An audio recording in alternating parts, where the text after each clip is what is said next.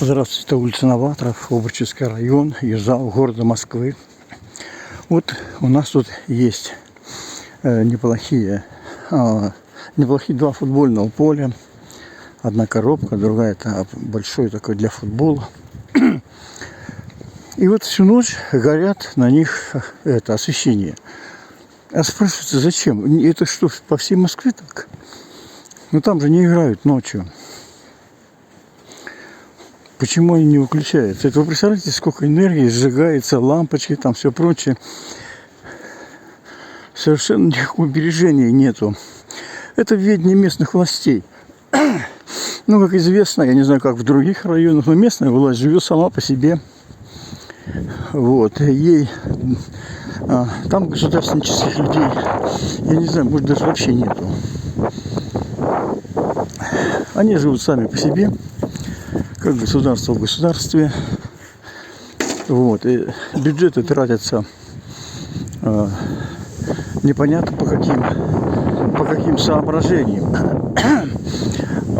Но во дворах Москвы, не знаю, как может в других, я думаю, что и везде так по Москве, очень плохие дороги. Вот после дождя, вы если посмотрите, это о чем это говорит?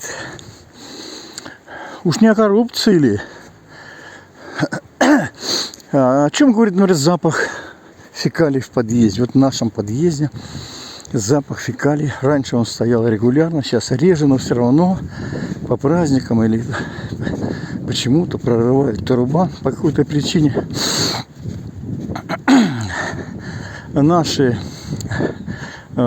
сантехники говорят, что просто запланировано там, запроектирована очень узкая труба.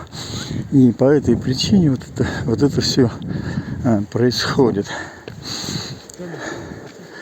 Вот так живет наш двор. Но я понял, что государственных людей не хватает. На местах их точно фактически, наверное, нет.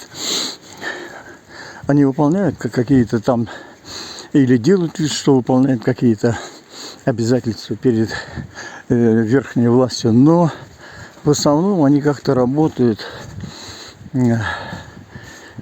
как-то не для государства. Деньги, конечно, большие они получают, особенно у нас. Здесь вот улица Новаторов, но распоряжаются ими по каким-то негосударственническим соображениям. Всего доброго, до свидания.